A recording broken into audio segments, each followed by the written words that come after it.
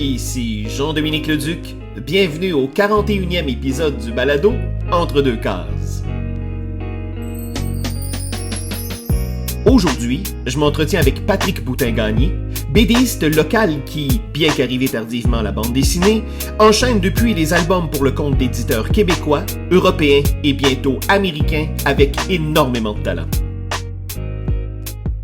Patrick Boutin-Gagné, salut. Salut. Merci beaucoup de me recevoir. Ben, en fait, je te reçois au balado, mais c'est quand même toi qui me reçois chez toi. Ben, c'est moi qui te remercie. Alors, Patrick Boutin-Gagné, je sais pas s'il y a d'expression consacrée en français, mais un late bloomer de la bande dessinée. Un late boomer, tu veux dire? Bloomer. Oui, oui. Okay. Donc, t'es arrivé quand même à la bande dessinée dans la quarantaine. Oui, à 40 ans. Alors que généralement, le parcours typique d'une ou d'un BDiste, c'est quelqu'un qui fait ça depuis sa plus tendre enfance, puis qui monte les échelons, puis qui travaille fort, tout ça. Et donc, toi, pas du tout. Toi, tu viens du milieu aéronautique. Donc, ma première question, c'est, et c'est très large, Patrick, la BD, deux petits points, pourquoi? Point d'interrogation. Wow, OK. Oui, j'ai travaillé en aéronautique avant de travailler dans BD. J'ai travaillé dans plein de sortes de jobs. J'ai travaillé dans des usines où ils faisaient de la peinture. J'ai travaillé un peu en construction, dans des garages.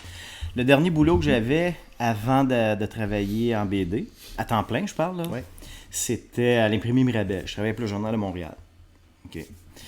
Puis le journal, dans ce temps-là, tu sais, je sais pas si, il y avait un gros lockout. Oui, moi, je suis rentré en poste au Journal de Montréal après le lockout. Après le lockout. Ouais. Moi, je suis rentré pendant, dans le fond. C'était pas au journal, c'était à l'imprimerie. Fait que dans ce temps-là, c'était tous des gens qui venaient d'agences qui engageaient. À part les gens qui étaient au journal, tu sais, ouais. qui étaient encore, tu sais, c'était des gens d'agence. Fait que moi, quand je suis rentré là, tranquillement, j'ai fait ma petite affaire. Je commençais avec les jobs de base, tout ça. Mais les postes étaient ouverts. Dans le sens que, tu sais, il n'y avait pas de principe d'ancienneté. Il y avait un principe de si on pense que tu es compétent. T'sais, ou si on trouve que tu es compétent. Fait que là, je me suis ramassé en charge de l'expédition-réception du, mettons, Journal de Montréal, puis les encores qu'on mettait dans les journaux. C'était le week-end qu'on faisait, là. Ouais. Donc, dans le Journal de Montréal week-end, puis dans le Journal de Québec week-end. Et puis là, je te dirais vers 2010 à peu près, entre janvier et mars 2010, le lockout s'est réglé. Donc, tous ceux qui étaient là, ils étaient engagés par l'entreprise et on tombait syndiqué. En tombant syndiqué, ben là, c'était l'ancienneté qui comptait, puis tout ça. Donc, théoriquement, moi, je perdais mes acquis. Des acquis que j'avais appris avec la compétence. Parce que moi, avant de travailler comme artiste à 40 ans, de 16 à 40 ans, j'ai toujours travaillé avec des entreprises qui étaient ou non syndiquées, mais où la mentalité principale, c'était l'ancienneté, plutôt que la compétence. Puis il y en a beaucoup de personnes qui pensent que l'ancienneté est gage de compétence. Je peux te garantir que non, pas toujours. C'est une garantie, ouais. C'est pas toujours le cas. Puis moi, c'est quelque chose, j'ai tout le temps été mal à l'aise là-dedans.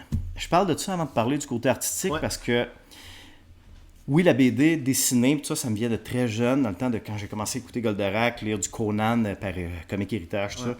J'ai trippé sur inventer des trucs. Inventer des univers, puis dessiner, puis tout ça. Fait que c'était une passion, oui. Mais je te dirais qu'en second, le deuxième plus gros critère qui fait que je suis en BD, c'est que j'ai pas le feeling qu'il y a un truc d'ancienneté en BD. J'ai plus le feeling, il est peut-être erroné, mais jusqu'à date, moi, ce que j'ai fait, c'est où j'ai travaillé, puis les contrats que j'ai eus, on me demandait jamais, ça fait combien d'années que tu fais ça? Non? On me demandait, qu'est-ce que tu fais? Est-ce que ça peut être vendeur ou pas? T'sais? Oui, c'est que ça repose sur ta capacité à livrer du travail bien fait. Exactement. Ouais. Puis, tous les autres jobs que j'avais eu avant, c'était pas nécessairement le critère principal, puis c'est quelque chose qui m'irritait, mais à un point incroyable. T'sais, fait que, je te dirais la principale raison pourquoi je fais de la BD, c'est la passion. T'sais, oui, les comics. J'ai grandi avec les comics. Ouais. J'ai grandi avec le dessin animé, j'ai grandi avec cet univers-là, j'ai toujours dessiné. Mais je te dirais qu'en second lieu, une des raisons principales pourquoi je travaille dans ce domaine-là, en tant que travailleur autonome aussi, ouais. C'est que jusqu'à date, j'ai jamais eu le feeling que l'ancienneté était un critère d'embauche. Puis pour moi, c'est extrêmement important. Puis c'est un couteau à deux tranchants, là. Je veux dire, je suis pas non plus protégé. À partir du moment où ce que je fais vend pas, on m'engagera pas. Là. Ah non, c'est que tu n'as aucun filet social. Exactement. C'est-à-dire que toi, c'est une offre de service. Le travailleur autonome, le pigiste, il offre un service. Exact. À qui veut bien payer pour l'obtenir. C'est ça. Donc, évidemment, il y a une certaine liberté par rapport à ça. Oui. Mais comme tu dis très bien, l'envers de la médaille, c'est que quand tout à coup c'est plus difficile de vendre ses services, ben là, évidemment... D'où la nécessité de toujours... Les habitudes que j'ai gardées de mon travail en usine, ça, c'est de me former, de suivre la formation. Donc, moi, je suis digital, je travaille en digital. Donc, je m'informe toujours sur les nouveaux logiciels. Je regarde toujours des méthodes de travail différentes via soit YouTube ou d'autres trucs vidéo ou même des tutoriels, des fois par écrit, là, pour des nouvelles techniques, des nouveaux trucs, puis tout ça. Je suis toujours à l'affût de ça pour essayer de me garder up-to-date. Je regarde ce qui se fait récemment, je regarde les nouveaux trucs, je regarde ce qui me passionne. J'essaie de me garder à jour. Pas de copier ce qui se fait, mais plutôt de connaître l'environnement dans lequel tu évolues. Je dirais de connaître mon ennemi, mais c'est pas un ennemi. Mais tu vois ce que je veux dire? C'est connaître la compétition le plus possible. C'est intéressant ça, Patrick, parce que c'est rare que j'entends ça chez des BDistes. C'est-à-dire que souvent, vous êtes tellement pris dans le travail que souvent le BDiste ou la BDiste va passer des mois à travailler sur son truc, mais totalement isolé du monde extérieur. Ouais. Moi, je trouve que ça paraît dans ton travail. Je trouve qu'il y a deux choses qui ressortent beaucoup dans ton travail, outre l'immense talent que tu as, puis on en parlera tantôt. Beaucoup au niveau de la lisibilité, je trouve. Quand on lit une planche de Patrick Boutin-Gagné, à aucun moment, on est sorti de la lecture en se disant « Attends, là, qu'est-ce que je viens de lire? Où dois-je poser mon regard? » C'est toujours d'une lisibilité exemplaire, ton travail. Mais on sent la passion dans ton travail, puis on sent aussi... on sent les influences, mais on sent aussi que tu t'enfermes pas tu t'enfermes pas dans ta tour. Il y a quelque chose dans ton travail qui est vivant. Et comme tu es un auteur qui produit beaucoup, et que tu collabores avec différents scénaristes pour différentes boîtes, ben on le voit d'un album à l'autre à quel point chez vous, c'est jamais fixé et ça bouge. C'est vrai, d'un côté, puis d'un autre. Tu sais, moi, ce que ma conjointe me dit, puis je remarque, j'aime ça être dans mon petit univers. J'aime ça être dans ma maison, tout seul à travailler, puis tout ça. Ça, j'adore ça. Puis j'aime ça et tout, rencontrer d'autres artistes, des confrères artistes comme au festival en fin de semaine, puis jaser avec les gens, tout ça. Mais en général, j'aime ça être tout seul. Puis d'un autre côté, oui, c'est vrai, je suis ouvert à... J'essaie le plus possible de m'ouvrir à tout. Puis un truc que j'ajouterais et tout, c'est que... Je trouve pas que ça enlève le côté de la... Je calcule beaucoup. Je calcule beaucoup ce que je fais. J'essaie vraiment d'analyser les trucs là, pour que ça fonctionne, mais en me basant sur des théories que j'ai apprises, tout ça. J'essaie d'appliquer des trucs. Parce que moi, quand j'étais jeune... C'est une parenthèse, là, à 16 ans, je voulais aller en graphisme. Là, on est en 86. T'as pas vraiment d'infographie ou c'est vraiment... C'est des balbutiements. Exactement. Ouais. Fait que je dis ça à mon orienteur, puis on regarde ça, puis on regarde au Vieux-Montréal, puis il regarde... Puis ton orienteur, il te dit quoi à l'époque? Ben là, il me dit, bon, on a regardé, peut-être que ça prend un folio, puis t'es daltonien, parce que moi, je suis daltonien. T'sais. Ben comme plusieurs, c'est étonnant, parce qu'il y a quand même beaucoup de BDistes qui sont daltoniens. Ben Maurice de Lucula qui était daltonien. T'sais, on m'a fait souvent la blague, même en France. Là, Payot aussi était daltonien. Ah, ça, je savais pas. Mais aujourd'hui, être daltonien en BD, c'est moins compliqué qu'avant, dans le sens que quelqu'un te fait ta charte de couleurs dans Photoshop, après ça, tu appliques les couleurs de titre. Le reste, pour l'éclairage, tout ça, c'est du gris, tu sais. Ouais. C'est des effets de lumière, tout ça. Fait que c'est moins compliqué aujourd'hui faire ces couleurs, c'est daltonien qu'avant. Mais c'est ça. Là, il me dit, ça va te prendre un folio, t'es daltonien. Bon, c'est pas que ça soit une bien bonne idée. Puis je suis d'un entourage où on me dit, dans ce temps-là, mes parents, puis des amis, puis c'est pas méchant, mais ils me disent, les arts, ça s'apprend pas à l'école. Tu peux pas devenir tu peux pas étudier pour être un bon artiste. Tu l'as ou tu l'as pas. Ah, c'est drôle, ça. Fait que je dis, ok. Fait que j'étais allé étudier en foresterie. Fait que mon père était mesureur de bois. Fait que j'ai dit, bon, je vais être mesureur de bois. Il y avait une demande, c'était quand même assez payant, tout ça. Puis j'étais à Mont-Laurier. C'est quand même un peu normal de travailler dans le bois. 1 an et demi d'études, puis j'ai travaillé 2 semaines en foresterie, je détestais ça. T'sais. Fait qu'après, c'est dit que je pourrais faire. Fait que j'étais allé au cégep étudier en matériaux composites, justement, avec les applications aéronautiques, tout ça. Fait que j'ai fait le cours. Après ça, j'étais allé travailler chez Bellecopter, mais là, il y a eu le 11 septembre, tout ça. Là, mais là, quand il y a eu le 11 septembre, ça faisait peut-être 1 an. Depuis début 2000, je me disais, peut-être que le dessin, ça s'apprend. Peut-être que ça s'apprend avec des bouquins, comme on apprend la chimie, la physique, tout ça. À tout le moins, peut-être que certaines personnes peuvent l'apprendre. C'est un métier quand même, tu sais. Fait que oui, j'ai commencé à acheter des livres sur la composition, le cadrage, la composition, etc. J'ai commencé à étudier plus l'art de la BD. Puis j'ai commencé à décortiquer plus les bandes dessinées que j'aimais. C'est pas juste les regarder pour avoir du fun, mais essayer de voir pourquoi ça fonctionnait, puis essayer de voir où il appliquait ce que je lisais. Étonnamment, même dans du vieux Astérix, il appliquait exactement ce que je lisais. T'sais. Puis quand tu disais tu lisais, est-ce que tu lisais du Scott McCloud? Est-ce que tu lisais du Will Eisner? Est-ce que tu lisais du Thierry Grostin? Qui lisais-tu pour te former? Artbook, tu parles? Oui. Je dirais, les premiers livres, c'était des livres vraiment techniques. Là, je parle, mettons, le volet bouquin, là, c'était l'art du cadrage, de la composition. Que c'était pour le cinéma, la BD, bon, tout ça. Après ça, l'art de la BD par Buc ou Duc, je pense. Ah oui, les espèces de grands livres là, que tu peux assommer quelqu'un. Exactement. Fait que, tu sais, je lisais ça puis tout ça. Après ça, les auteurs que je lisais, parce que là, je venais de rencontrer Loisel, tout ça, je lisais les comics que j'aimais. Tu sais, mettons, Barry Windsor Smith. Je lisais, qui était peut-être probablement pas les bonnes références, c'est comme celles que tu viens de me donner, mais moi, je lisais du Smith, du Loisel, puis là, du Astérix, beaucoup. Je regardais, je décortiquais, puis tout ça, puis contrairement à ce que bien des gens pensent, il y a beaucoup de ce que je fais qui est basé sur ce que je regardais à Astérix, ce que je voyais dans Astérix, tu sais. Puis, au fil du temps, j'ai étudié ça, puis... une année, j'ai fait du storyboard. J'ai rencontré mon directeur artistique qui s'appelait François Brisson. Il m'avait donné un des meilleurs conseils que j'ai reçus et que je donne souvent aux gens. Il dit, tu vas apprendre le cadrage composition, regarde du Miyazaki. Oui, mais je dis c'est de l'animation en BD. Non, c'est la même chose. Il dit pour le cadrage, ta composition, tu as des facteurs qui sont attribuables juste à l'animation, mais cadrage, composition, regarde du Miyazaki en japonais, tu comprends tout. Tu le regardes dans n'importe quelle langue, tu vas comprendre ce qui se passe. Et tout ça, c'est signe que c'est bien cadré, bien composé, puis c'est bien storyboardé. Ça a aidé beaucoup. Puis c'est vraiment un des... Puis je l'ai vu en fin de semaine au Festival BD, François Brisson, puis j'y ai rappelé. Ça faisait 20 ans que je l'avais vu. Je dis, tu sais, le premier conseil que tu m'as donné, moi, c'est un des premiers conseils que je donne. Miyazaki, en n'importe quelle langue, tu comprends, donc pour le cadrage, c'est bon. Fait que j'ai appliqué, ou essayé à tout le monde. Puis moi, je fais tout le temps la distinction, moi, je fais ça, là, ça ne veut pas dire que c'est bon, là, entre la composition, cadrage et le dessin. Le dessin, pour moi, c'est la ligne, la beauté du dessin, un beau personnage, des belles lignes, puis tout ça. Puis où tu les places. Parce que tu peux être un extrêmement bon dessinateur, faire des beaux personnages, des beaux décors, tout ça, mais être so-so en composition et vice-versa. Oui. Puis souvent, je vais être plus attiré, dans certains cas, par quelqu'un qui a un dessin so-so. Quand je dis so-so, c'est que so-so pour moi, là.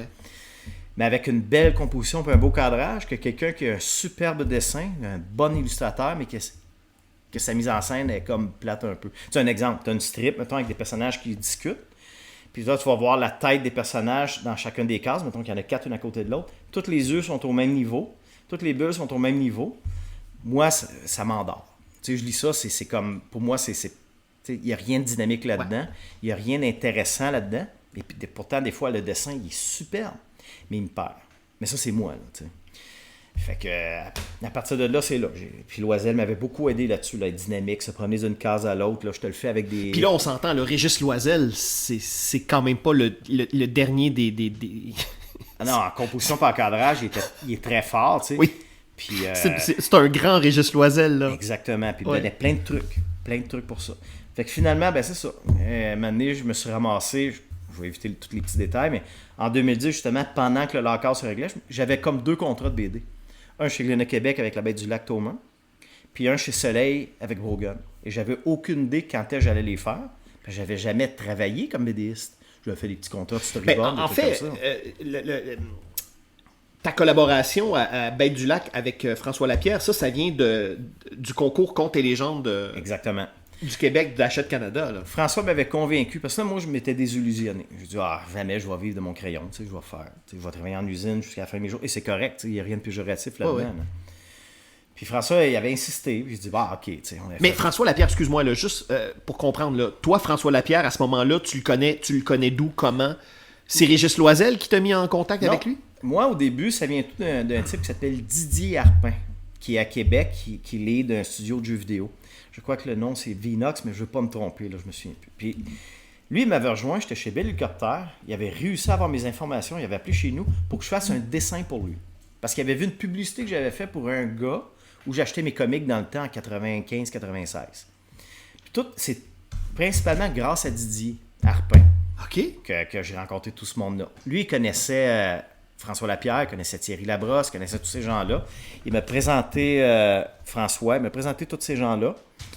Puis c'est à partir de là que j'ai commencé à aller plus dans des petites galeries, des festivals BD, j'allais jamais là-dedans. Ouais. Le Comic-Con à Québec où j'ai rencontré plein de personnes, dont Régis Loisel. Puis... Fait que c'est à partir de Didier Harpin où là, de fil en aiguille, en rencontrant un, je rencontrais l'autre, puis à un moment donné, Tristan Rouleau pour la deuxième, Brogan. Fait que là, j'ai rencontré ces gens-là de, mettons, 2002 à 2010. Je me suis fait comme un cercle d'amis, tu sais, qui travaillaient ou qui œuvraient dans le milieu de la BD. Puis c'est là que ça a comme ouvert, tu sais, les horizons, parce que t'en rencontres un ou deux, puis là, ces deux-là, t'en représentent chacun un ou deux, vu que là, c'est exponentiel, tu rencontres plein de monde.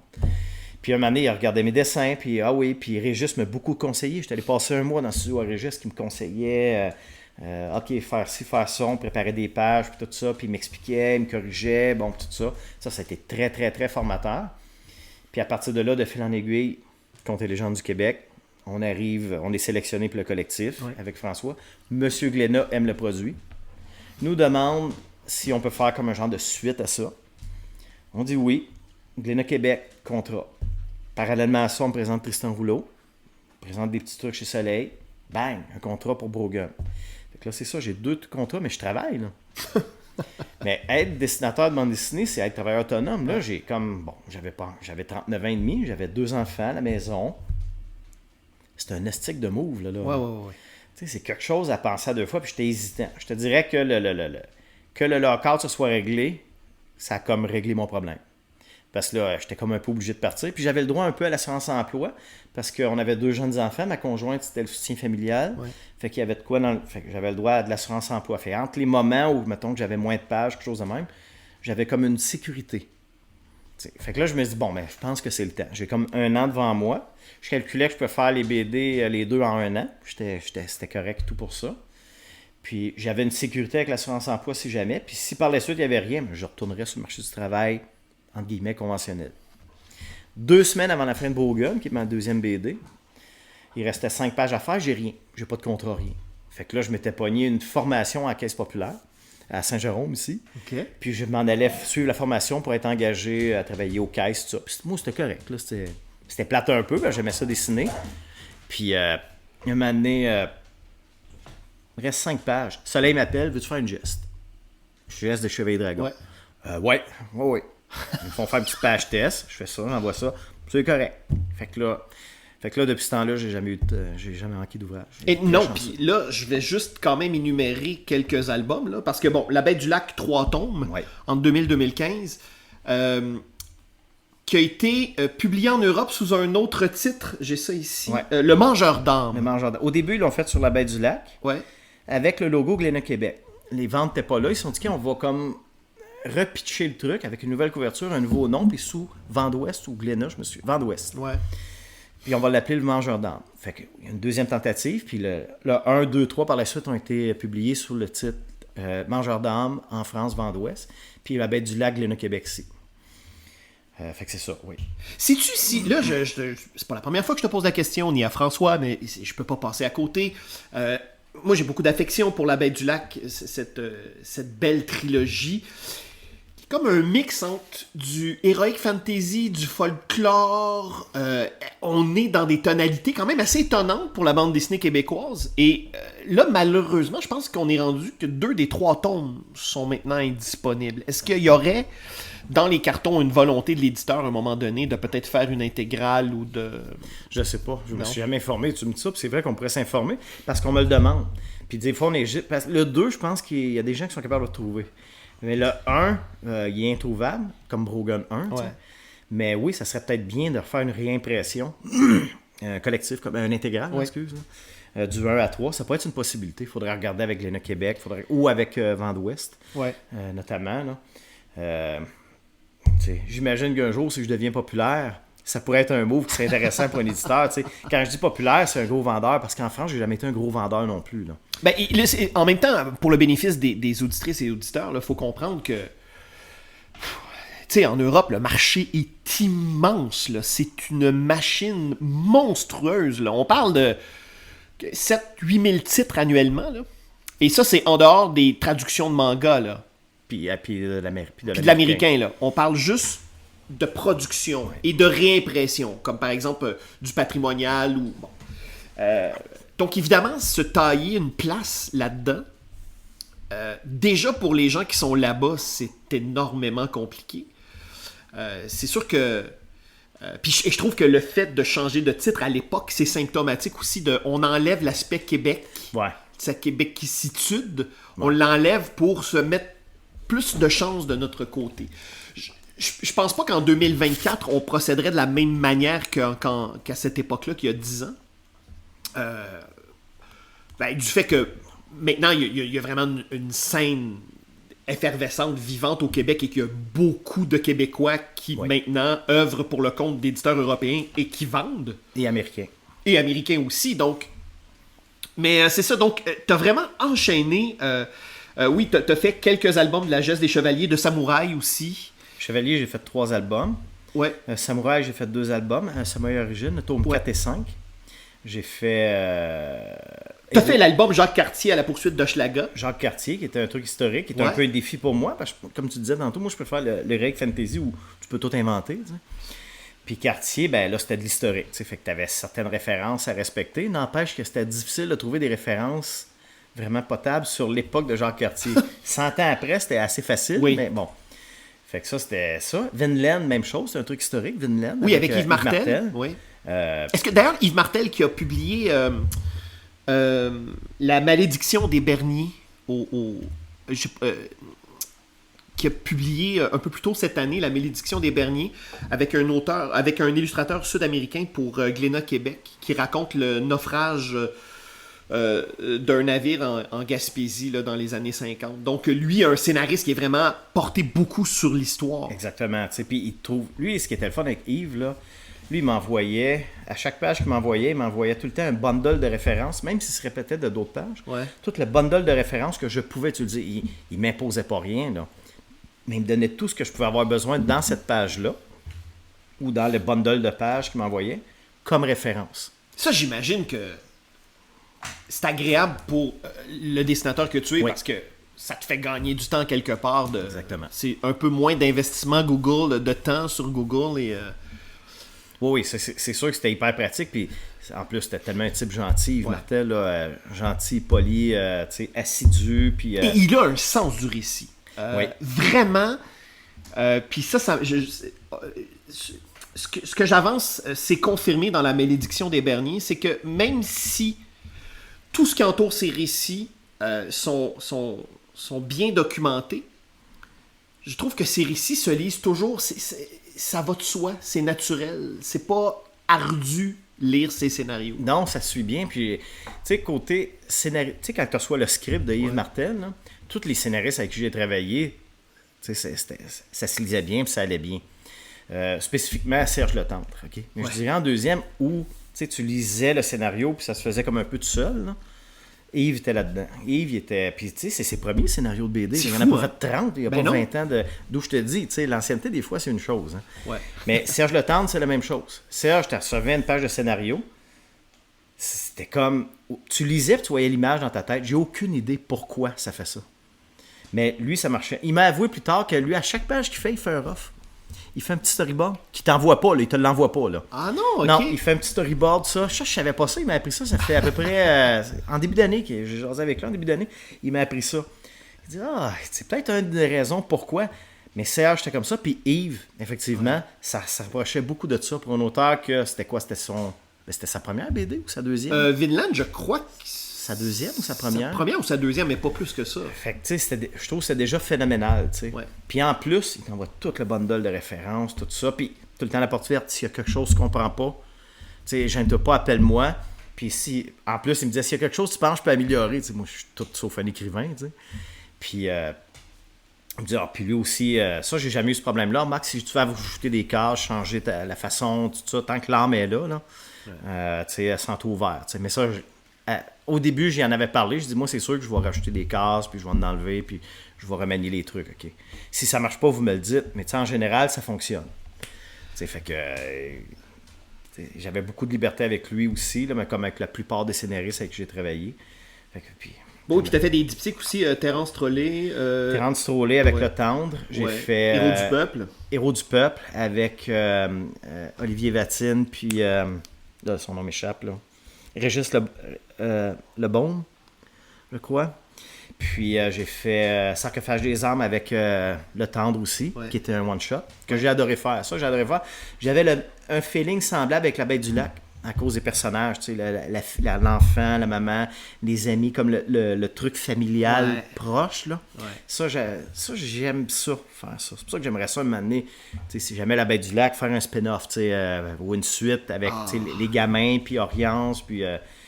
ça, c'est un truc que j'aimerais. Là. C'est vrai que dans ton travail, je trouve que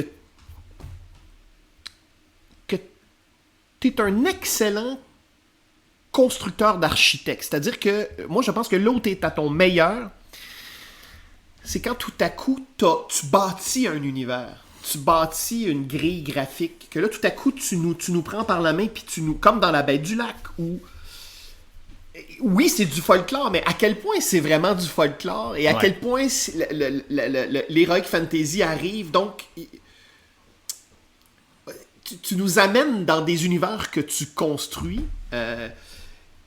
Et moi, je trouve que c'est là que tu es à ton meilleur. Je pense que oui. Tu sais, quand moi, Héros du Peuple, ça a été le premier truc contemporain, entre guillemets, parce que c'est une science-fiction, là, mais science-fiction avec un environnement qui ressemble énormément aujourd'hui. Oui, c'est ça. Je me dis, bon, c'est un défi, il faut que j'apprenne à en faire, parce que si jamais un jour j'ai à travailler dans le comic book ou faire des trucs comme ça, tu sais, je vais être presque obligé de faire ça, tu sais. Fait que je me dis, qu'il faudrait que je le fasse. Donc, j'ai pris ça, tu sais. Je te dirais qu'à partir du tome 2, je commençais, je veux même pas dire maîtriser, là, mais j'étais une petite affaire plus à l'aise avec les autos, les trucs comme ça, tu sais. Puis Terence Trollet, c'est la même chose. Oui, c'est une science-fiction, mais encore là, avec des immeubles, un truc urbain, tout ça. Le camping car, justement. Mais plus futuriste. Plus futuriste, la science-fiction. Mais t'avais quand même le camping car, puis certaines autos qui roulaient. Le principe des roues qui touchent à terre, moi, c'est vraiment compliqué pour moi. Je suis pas un Sean Murphy du véhicule. Là. Fait que... Mais c'est drôle, là, tu me permets, il y a beaucoup de BDistes qui détestent dessiner les voitures. Tu sais, Eric Larson, c'est ça... Eric Larson, dans Savage Dragon, je te mets au défi de trouver un véhicule qui n'est pas détruit. OK, ouais, c'est plus facile à faire. Ou que la ligne d'horizon est juste en haut des... Le pire, c'est le contact des pneus avec l'asphalte, en tout cas pour moi, là, ou avec le sol. Fait que ça, j'ai... Mais est-ce que tu as déjà lu Maurice Thieu, Gilles Jourdan? Non. OK, alors là, je vais te donner un devoir. Okay. Je pense que si moi je suis et Dieu m'en garde, je n'en fais pas de bande dessinée, mais si je dessinais de la bande dessinée et que je devais être confronté à dessiner des voitures, avant même de lire Franquin, je lirais Maurice Thieu parce que lui, là, ce n'est que des accidents de voiture. C'est extraordinaire, Gilles Jourdan, pour les voitures. Je te jure, mon ami, là, c'est fabuleux. OK. Et lui prenait son pied à dessiner ça. Vraiment. Ben, je pense, tu me l'as Oui, je vais te donner ton devoir enfin. Ma référence, c'était Sean Murphy parce qu'il adore dessiner des véhicules puis tout ça. Oui, des véhicules. Les motos aussi dans Batman, White Knight. White Knight. Oui, je l'ai, justement. La moto avec son design de Batman. Oui, tout à fait. Ici, en figurine. Là. Puis oui, tu sais, mais je prendrai ça en note.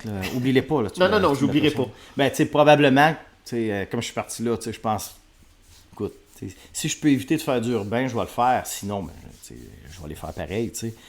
Puis j'ai justement peut-être un projet après ce que je fais là, tu sais, probablement va être contemporain, tu sais, mais je prendrai en note, oui, très certainement. Ben, d'ailleurs, parlons-en. Depuis quelques temps déjà, tu travailles sur un projet pour un éditeur américain. Et pour moi, c'est comme si tu rentrais à la maison, parce que quand on te lit, puis qu'on connaît le moindrement la bande dessinée, on voit tes influences américaines. Le jupon dépasse quand même un petit peu, là, tu sais. Ouais, énormément, là, je m'en cache pas non plus. Là. Non, je sais que tu t'en caches pas, mais tu sais, on pourrait parler de Mike Mignola à ce micro-là, toi et moi, créateur de Hellboy pendant des heures. C'est sûr que pour moi, je vois là une influence. On parlait à micro fermé de Art Adams que tu as rencontré À San Diego. à San Diego. D'ailleurs, on va en parler de ça aussi. Mais donc, puis moi, je me souviens, lors d'une précédente entrevue avec toi, je t'avais dit, ouais, mais là, vas-tu un jour travailler pour des Américains? Et là ça se passe. Là. Ouais. Alors, et je veux que tu nous en parles parce que t'as réussi à entrer chez Image Comics. Ouais. Et donc chez Top Cow, qui est piloté par un des cofondateurs d'Image Comics, Mark Silvestri. C'est quand même pas banal. Donc, tout d'abord, bravo. Merci. Pour un gars qui s'en allait suivre une formation dans une caisse populaire. Il n'y a rien de mal à travailler dans une caisse populaire. Là, mais on s'entend que si tu prenais un véhicule à remonter le temps et qu'il t'allait te dire ça, probablement que tu aurais du mal à croire à ça. Là. Ouais, non, c'est sûr que j'aurais du mal à croire à ça. T'sais. Alors là, moi, je veux savoir, là, comment t'es arrivé à travailler pour Top Car et Mark Silvestri? D'abord et avant tout. On parlera du projet ensuite. Ça remonte à... Là, l'année, c'est dur à dire. Peut-être 2000... Je sais pas, peut-être 17-18. Je faisais une GS de Chevalier Dragon dans ce temps-là. Puis, j'achevais de l'affaire. Puis, là, un moment donné, je postais mes making-of, tout ça. Puis, un moment donné, je vois dans les aimés sur Facebook, Mark Silvestri. Oh, wow, j'ai dit, c'est le temps de rentrer en contact avec lui. T'sais. Fait que, tu sais, c'était peut-être effronté, mais sur Messenger, je dis bonjour, monsieur, tu sais. Ouais. Sur Silvestri, tu sais, merci beaucoup, là, tu sais, je vous suis depuis longtemps, tu sais, puis je me souviens d'un comic que vous avez fait dans les années, il y a longtemps, sur Shang-Chi, maître du Kung Fu. Puis je l'avais encore. Mais ça, c'est avant sa run d'X-Men. Oui, c'est bien avant, tu sais. Ouais. Shang-Chi, c'est vieux. Oui, c'est Paul Gulassi. Exactement. Oui, dans les années 70, ouais. Puis là, ben lui, tu sais, ça a duré jusqu'en 80. Le dernier numéro, je pense, c'était en 80-ish, là, je me souviens plus lequel, là. Puis il a fait un numéro, one-shot. Pas un one-shot, mais un numéro seulement, tu sais. Puis je me souviens encore de ce numéro-là, puis il semblait un peu impressionné. On a jasé un petit peu. Puis à un moment donné, je dis, ben, en tout cas, si jamais, tu sais, ce que je fais, vous aimez ça, puis je dis ça à peu près, là, je me souviens pas par cœur, là, puis, tu sais, il y a une porte qui s'ouvre avec vous, j'aimerais beaucoup travailler avec vous, tout ça, fait que... quelques mois après, il me revient avec tu serais-tu intéressé à tel truc? Je me souviens plus c'était quoi. Mais là, j'étais sur. Je me souviens plus quel BD ou du storyboard. Fait que j'étais dans le jeu. Je dis, dans le moment, j'ai beaucoup de trucs, tout ça. Merci beaucoup. Tu sais, poli. Fait que, puis quand j'étais disponible, ben là, il n'y avait rien exactement là, tout ça. Je crois que c'était pendant que j'étais rendu à peu près au milieu de Samouraï, le tome 5, qui est mon dernier livre que j'ai fait en France, là, jusqu'à date. Parce que la porte n'est pas fermée en France, là, c'est pas ça. Tu sais, mais le dernier livre que j'ai fait là-bas, c'était ça. Puis là, Matt Hawkins, qui est le président de Top Car, rentre en contact avec moi et me dit on aurait un projet d'Heroic Fantasy déjà là. Cling, Heroic Fantasy. Ouais. Basé sur une campagne de Donjons et Dragons que j'avais en 79. Là, on parle de plusieurs années après le premier contact avec Silvestri. Là, je dirais peut-être 4 ou 5 ans. Là. Ou peut-être même 6 ans, peu importe. Fait que je dis regarde, j'ai dit ça m'intéresse énormément parce que j'adore le fantasy. Mais je suis sur un contrat présentement, mais je peux le faire à temps partiel. Parce qu'il faut savoir que moi, depuis peut-être 2 ans, je faisais tout le temps mes albums en 2, mais 2 en même temps. Tu sais, Sarcophage des âmes, mettons, Vinland, je l'ai commencé, j'étais rendu à moitié de Sarcophage des âmes. Okay. Je faisais un, je faisais l'autre, je faisais un, je faisais l'autre. Puis quand j'ai eu fini Sarcophage des âmes, Vinland, j'ai commencé Samouraï 4. Ouais. Je faisais les 2, je chevauchais. Puis après ça, il y a eu Sarcophage... Non, en tout cas, j'en faisais tout le temps 2 en même temps. Puis là, j'étais rendu au tome 5 de Samouraï, la moitié. Puis je dis, je peux le faire en 1, mais je peux pas respecter les deadlines réputés américains, tu sais, du 22 pages par mois, parce que, bon, pas de problème, tu prends ton temps. Puis là, il m'explique un peu les conditions et tout ça, qui, étonnamment, je trouvais que ça ressemblait énormément aux conditions contractuelles que j'ai en France. Ouais. Puis j'insiste sur le fait, mais les deadlines, c'est pas hyper important aux États-Unis, puis tout ça, tu sais. Il dit, non, pour ce bouquin-là, il dit, tu prends le temps que tu veux, pas 20 ans, là, mais... Ouais. Je dis, ben, OK, tu sais, mais comme je dis, c'est à temps partiel. Fait que là, ça remonte, je pense, c'est presque fin 2022 ou 2023. Fait que là, je fais ça. Fait que là, clac, tu sais, je finis Samouraï. Je tombe là-dessus, mais en même temps, en parallèle, je m'étais pogné un contrat chez Ubisoft parce que moi, c'était la première fois aux États-Unis. Puis je vois ce que je vois. Je regarde ça, puis là, je dis souvent, tu lis un comic, puis ça change des fois. C'est pas d'histoire. Dans la même histoire, des fois, ça change de dessinateur. Tu as vu ça souvent, puis tout ça. Ouais. Il dit, ils peuvent décider de me dropper n'importe quand. T'sais. Fait que là, c'est le côté plus... Oui, plan B. Plan B, je me dis, bon, je vais faire les trucs chez Ubisoft, tout ça. C'est des strips pour le jeu R6 mobile, t'sais. Fait que je fais ça en parallèle, en même temps, les deux, t'sais. Puis c'est super de travailler chez Ubisoft, faire des trucs pour R6, mais c'est contemporain, beaucoup de fusils, beaucoup de références. C'est sûr que ça me fait un peu moins triper, mais j'aime ça pareil parce que c'est du strip, puis c'est Ubisoft, c'est dur de dire non. Mais là, maintenant, on termine les derniers, on termine le contrat, fait que là, je tombe comme à temps plein, je top car, puis là, j'y avoue, j'ai dit, tu sais, je dis là, je suis à temps plein pour toi, mais j'avoue que ça m'inquiète un peu parce que blablabla. Il dit, regarde, il dit, quand même, je te dirais que t'as pas à t'en faire, c'est sûr que n'importe qui peut te dire ça, mais je vais te dire pareil, t'as pas à t'en faire parce que ce projet-là est assez long, c'est 3 livres de 80 pages. Je suis rendu peut-être à moitié, qu'il m'en reste quand même une coupe à faire. Puis après ça, là on est au mois de janvier 2024 à peu près, il me dit, après ça, Mark Silvestri va faire un truc avec toi. Il veut écrire un genre de 6 numéros, tu sais, une mini-série. C'est ça qu'on dit, une mini-série? Oui, mini-série. Qui serait un petit peu plus contemporain, basé sur, mettons, je veux pas trop en dire, là, mais mettons, un numéro de mini-série de 6 numéros. Ah, c'est encourageant, mais... Tu sais, un moment donné, tu as de l'expérience. Des fois, on te dit « Ah, on aimerait ça travailler avec toi », puis des fois, ça se fait jamais, ou tu sais, bon, des trucs comme ça. Puis quand j'étais allé à San Diego, 6 mois plus tard, j'ai essayé, là, c'était peut-être un peu tricky de ma part, mais dit « Est-ce que vous avez quelque chose prévu après moi, là, pour la BD qu'il y a là? » Il dit « Oui, tu sais, on a plein de projets pour toi, dont un avec Mark Silvestri, qui avait peut-être comme oublié, qu'il m'en avait parlé, mais si ça revient 2 fois, avec 4-5 mois d'écart, il m'a dit « Les probabilités que ça se passe sont quand même plus élevées. » Puis quand j'ai rencontré Mark, il était très gentil, puis il me disait lui-même que tant aussi longtemps que je voulais faire des pages chez Top Car, j'allais faire des pages chez Top Car. Fait que, tu sais, déjà là... C'est quand même incroyable. Ben oui, fait que ça aide un peu à se dire, bon, ben, les chances que ça se passe sont plus hautes. Il n'y a jamais de 100% dans rien. Fait que, OK, fait que là, depuis, je te dirais peut-être depuis février-mars, je suis à temps plein comic book chez Top Car. Et donc là, tu travailles sur la série qui s'intitule The Swords of Wintersea. Oui. Et donc là, tu as fait ton premier Comic-Con à San Diego, ouais. qui est la Mecque. En fait, il y a 2 cathédrales dans l'univers de la bande dessinée. Du côté francophone, il y a le Festival d'Angoulême.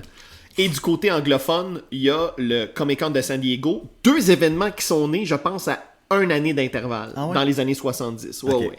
Et c'est gros, là, San Diego. Là. C'est énorme. C'est énorme. Alors, toi, cet été, en juillet, tu es allé là pour la première fois de ta carrière et t'es allé comme artiste. Oui. Première fois aux États-Unis et tout, là. Ah oui, hein? Oui, en plus. Ouais. Et puis, San Diego, en plus, c'est une belle ville. J'espère qu'il pleuvait pas trop. Il n'y a pas plu du tout. T'étais chanceux. Il y a plus, c'est la nuit. Il faisait la même température qu'à Sainte-Sophie, minus l'humidité, donc on était très bien. Ah oui. Hein? Il faisait 25, mais ici, il faisait comme... Moi, j'habite à Sainte-Sophie, il faisait 33 ressentis. Là-bas, il faisait 25, c'était 25 ressentis. T'étais très bien. Et il y a du monde au Comic-Con de San Diego. Ça n'a aucun sens. sens. Du cosplay dans les rues, hein?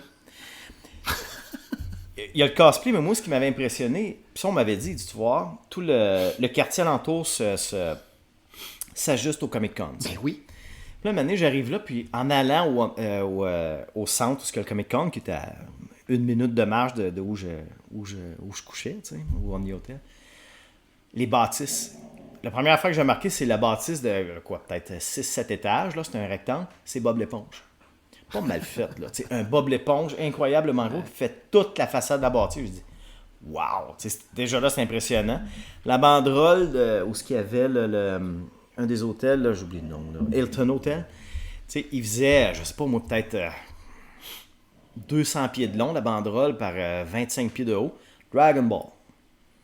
Pas 10 pieds par... Non. C'était long, là. Tu marchais et tu voyais. Tu marchais et tu voyais. Tu marchais et tu voyais. C'était une banderole énorme. Tout est au diapason.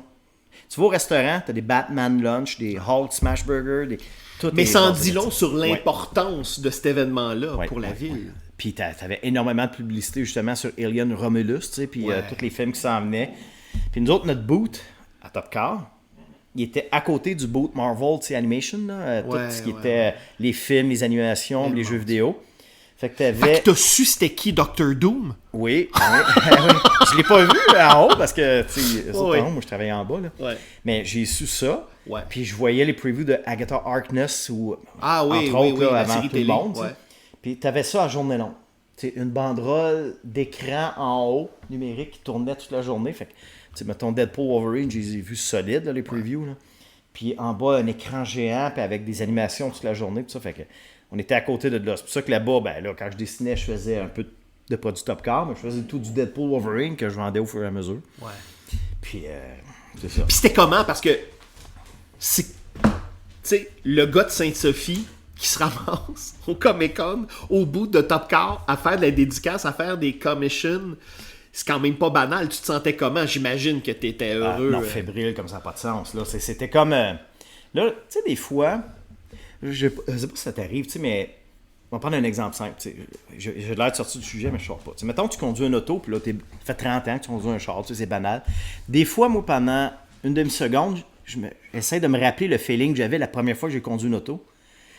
Puis là, ça se passe pendant 2-3 secondes, puis le feeling est écœurant. Ouais. Ben là, c'était ça. J'étais à San Diego. Là, je me rappelais quand j'étais kid, j'avais 9 ou 8 ans ou 10 ans, puis que j'écoutais Goldorak, que je lisais mes Hulk d'édition Héritage ou mes Shang-Chi ou mes Conan. Le feeling que j'avais, ça, c'est arrivé une couple de fois. Puis ça, c'est incroyable, ces feelings-là. Ça dure vraiment pas longtemps, mais on dirait que ça te fait comme des frissons partout, puis que tu as le même feeling que quand tu avais 8-9 ans. Ça n'a pas de prix, ça. Puis là, j'étais à San Diego, je faisais du comique. Tu sais, j'ai rien à dire contre la BD. C'était une expérience extraordinaire. Ça m'a donné beaucoup d'outils. J'ai appris énormément. Et je vais peut-être en refaire plus tard. Mais comme tu as dit tantôt, moi, j'ai grandi avec du comic book. Je m'étais toujours dit, si un année je fais une carrière en dessin, c'est sûr que ça va être dans le comic book, pas dans le franco-belge. Les événements ont fait que ça a été 13 ans dans le franco-belge.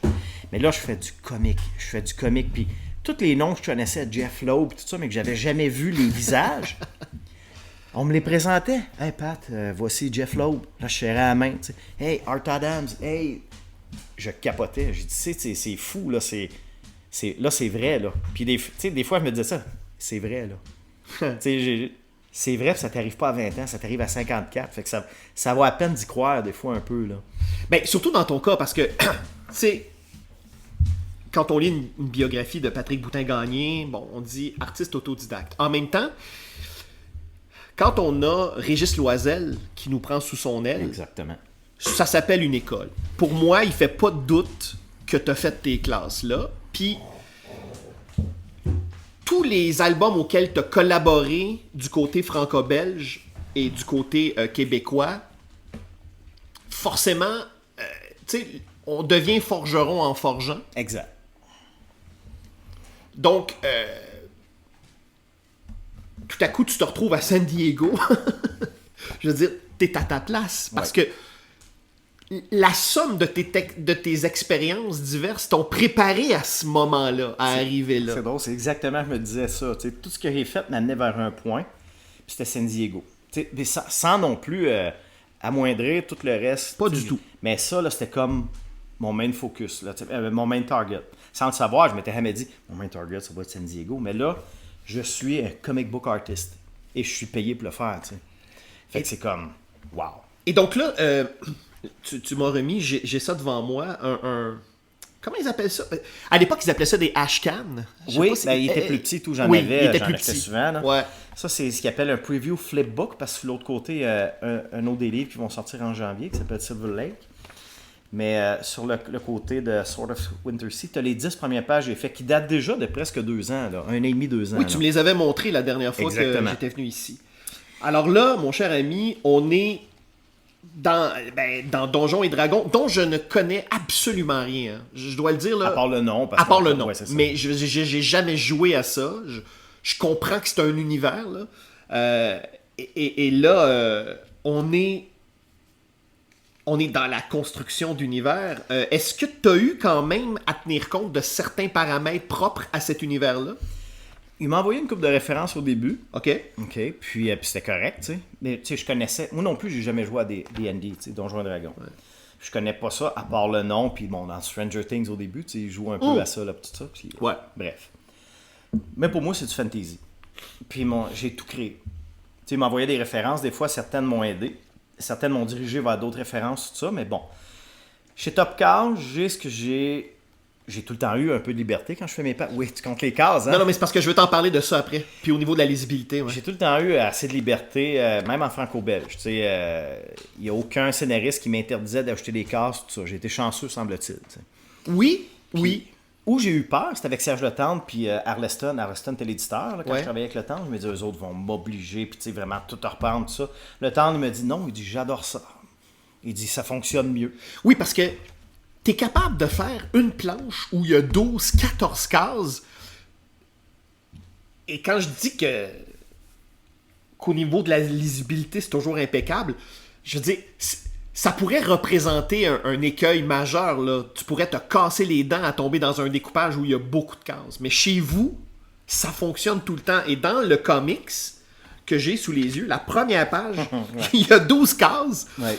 Mais là, on parle pas d'un gaufrier avec des cases de la même, taille. Là. On parle vraiment... Et après ça, on tourne la page et on tombe dans ce qu'on appelle aux États-Unis un splash page. Non, un double spread. Un double spread. Donc, une double page. Ouais, une image. Et là, ça, c'est comme un coup de genou dans le front. Là. C'est incroyable. OK, alors, cette double splash page-là... Là, ouais, de la misère à le dire. Ouais, j'ai pas fait ma diction, je dois avouer. J'aurais dû faire ça dans la voiture en m'en venant. J'avais largement le temps de le faire. Une page double comme ça, là, où on voit... où c'est une scène de combat, là. Je veux dire, c'est combien de temps, Patrick, faire une double page de même? Ben, moi, c'est pas le genre de truc que je fais souvent et que j'adore faire. Fait que ça a été long. Pour la rendre comme je voulais, là. Je te dirais facilement... ancré aussi. Ben, l'ancrage, c'est moins long pour moi, là, mais je te dirais peut-être un bon 2 jours et demi. Là. 2 jours et demi. Parce qu'il y avait, en même temps, il n'y avait pas énormément de références à aller chercher là-dessus, parce que, comme tu dis, c'est une scène de combat. Les seuls décors qu'il y a, c'est des montagnes, puis du gazon, de la pelouse, puis des arbres. Là. Mais quand même, là, je veux dire, c'est occupé, là. Il se passe quelque chose ici, là. Oui, c'est gros, là. On n'est pas dans un téléroman qui se déroule sur le plateau Mont-Royal, dans une cuisine, paix, là. Non, c'est pas le temps d'une paix. Effectivement, on est loin du temps d'une paix. Encore là, tu sais, c'est à la fois chargé, mais en même temps, avec la perspective, les points de fuite, tout ça, on regarde la page, le regard se pose, on sait exactement... On va regarder. Ben merci. Puis c'est drôle, ce qui était peurant, là, parce que souvent les artistes américains, tu sais, mettons les vieux de la vieille, là, comme Walter Simonson ou John Byrne ou tout ça, eux autres, là, le double splash page, là, ils ont du fun à faire ça. Là. Ils ont du gros fun. Moi, je regarde ça, je me dis, mon Dieu, Patrick il s'est éclaté en faisant ça, puis tu me dis, non, c'est... Moi, c'est plus la page 1 que 12 cases. Ça, j'ai plus de facilité à faire ça. Des fois, c'est un peu plus long. Tu sais, mettons, on va prendre une splash page ordinaire, là. Ouais. C'est une page où, comme celle-là, là, une page où vraiment, c'est une case dans la page, là. Ouais. Théoriquement, puis pratiquement, en général, c'est beaucoup moins long à faire, tu sais. Tu sais, à moins que tu aies un gros combat avec 275 soldats et tout ça, là. Mettons, là, tu prends... On va parler de Mark Silvestri parce que tu travailles avec lui puis pour lui, là. Tu sais, Mark Silvestri qui a fait The Uncanny X-Men avant l'arrivée de Jim Lee. Oui. Tu sais, Wolverine. Oui, puis Wolverine, tu sais, avec Chris Claremont, un scénariste qui parle. Hey, j'imagine qu'un script de Chris Claremont, ça doit être assez vertigineux. Hein? Ben, j'imagine. Là, il aurait peut-être pas pu se permettre de faire ça. Non. Puis en même temps, on recule début 90, fin 80, début 90. Probablement que ça, ce que tu regardes, les 12 cases, ça aurait peut-être carrément pas fonctionné. C'est peut-être qu'il n'y aurait pas eu un public pour ça. Là. Le public était plus au splash page. Ben oui, parce qu'il fallait donner. Exactement. C'est les money pages. Les autres, ils appellent ça des money pages. Là. Ouais, puis là, en plus, t'as, mettons, je sais pas, moi, une super-héroïne dans un latex moulant aussi. C'est sûr que ça aidait à l'époque. Là. Ça aidait à l'époque, puis souvent, tu la mettais d'une pose la plus facile à dessiner parce que c'était ça qui était le plus subjectif. Là. On se le cachera pas. Non, mais quand on prend Jim Lee, là. Exact. Surtout quand il a commencé la nouvelle run d'X-Men, la fin de sa collaboration avec Chris Claremont, là, je veux dire, c'était... Parfois, il y a des séquences où tu te dis, je suis en train de regarder un catalogue de lingerie ou je suis en train de lire un comics parce que...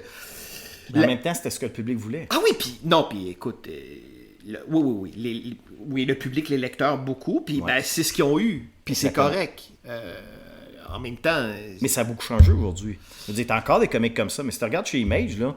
Ah non, ça n'a plus rien exactement, à voir. Là, tu sais, du super-héros, t'en as, là, puis ils sont très populaires, t'as Invincible, tout ça, mais regarde beaucoup d'Image, c'est des trucs policiers, des trucs d'horreur, des trucs... On est beaucoup plus dans le genre. Ouais, exactement. Oui, puis ils ont effectué, chez Image Comics, ils ont effectué ce virage-là au début des années 2000, parce que là, tout à coup, plusieurs des fondateurs sont retournés travailler pour Marvel à des salaires de fou. Puis au début des années 2000, il y a comme tout un renouveau chez Image qui va permettre à un gars qui s'appelle Robert Kirkman exactement. de faire The Walking Dead. Exact. Qui avait tout pour échouer. Hein. Oui. Et tout pour échouer. Et pourtant... Walking Dead, qui ne connaît pas ça aujourd'hui? Non, puis je veux dire, tu sais, sans enlever quoi que ce soit aux membres fondateurs d'Image, s'il n'y avait pas eu Walking Dead, je suis pas sûr qu'aujourd'hui tu ferais du Image Comics. Parce que, écoute, il est devenu... il est devenu co-actionnaire de ça. Donc, tu sais, il a amené beaucoup d'eau au moulin, tu sais. Non, puis, tu sais, souvent, les gens vont reconnaître Image à cette heure par Walking Dead. Ce qui est complètement fou, parce ça. que c'est une question de génération. Parce que celles et ceux qui ont connu la révolution Image quand ça a été fondé dans les années 90, je vais essayer de résumer rapidement en 30 secondes. Alors, c'est des illustrateurs vedettes principalement œuvrant pour Marvel. Donc, on a Mark Silvestri qui faisait à l'époque Wolverine après sa run sur X-Men, Jim Lee qui faisait du X-Men, Rob Liefeld qui faisait du X-Force qui était avant New Mutants, Todd McFarlane qui faisait du Spider-Man, Jim Valentino qui lui faisait du Guardian of the Galaxy, mais qui était quand même un gars beaucoup plus du monde alternatif quand même. Oui. Et j'oublie... Eric Larson. Ah oui, Eric Larson qui faisait aussi du Spider-Man. Et il y avait le Sud-Américain, là, Wise Portacchio. Oui, c'est ça. Je le dis pas bien, probablement. Moi non plus, je suis pas capable de le... Bon. Alors, ces gars-là, qui étaient tannés de travailler sous les conditions de ces deux grands éditeurs-là, hein, qui, au niveau des droits de redevance, ces gars-là rapportaient beaucoup d'argent. Et en même temps, ils étaient dans une logique mercantile où, quand vous travaillez pour ces éditeurs-là, tout ce que vous créez ne vous appartient pas. Exact. Et au niveau des droits de redevance, et ils ont eu raison de se battre, parce que tout à coup, quand on exploite ces personnages-là au cinéma ou en tout cas dans d'autres médiums, tout au plus, ces créateurs-là avaient une mention mais touchaient pas d'argent. Donc, eux, l'histoire veut qu'ils se sont réunis et ils se sont pointés au bureau à New York de Marvel à l'époque et ils ont dit « On claque la porte ». Et McFarlane a fait « Hey, on est ici les gars, on va traverser en face de biais, il y a DC Comics ». Alors, semble-t-il que selon l'histoire, DC Comics ont vu ces gars-là arriver à réception puis ont fait « Oh shit, on va faire de l'argent ». Et ils ont fait « Non, on vient juste vous dire qu'on part notre truc ». Et donc, ils ont parti Image Comics. Je savais pas ça, cette anecdote-là. Qui est allé chez DC, hein? Ça, c'est McFarlane, semble-t-il, très, très baveux. Et donc, c'est ça. Et là, ils ont parti cette structure éditoriale-là, Image Comics, et chacun des créateurs ont parti leur propre branche, leur propre studio, et ils ont lancé leur création. Et donc, toi, bon, tu collabores avec Mark Silvestri, qui avait lancé à l'époque Cyberforce. Et ils ont atteint des chiffres de vente stratosphériques. Je pense que... C'est-tu Youngblood ou de Liefeld ou c'est Spawn de McFarlane qui a le plus vendu? Je pense que c'est Youngblood qui a le plus vendu. Ouais, je pense que c'est Youngblood du million, là, ou je me souviens plus exactement. Là. Écoute, et là, ce qui est arrivé, c'est que ces gars-là sont tombés dans le piège. Parce que McFarlane, et d'ailleurs, qui était en froid avec Silvestri, parce qu'il est allé piquer des dessinateurs à Silvestri, et il leur achetait des Lamborghini puis des voitures de sport. Il disait, hey, à un kid de 18 ans ou 19 ans, tu veux venir, hey, viens dessiner, lâche Silvestri, viens dessiner chez nous, je te donne un char sport. Donc, ces gars-là, tout à coup, qui étaient quand même relativement jeunes, surtout Liefeld, chacun de leur bord ont mené leur barque.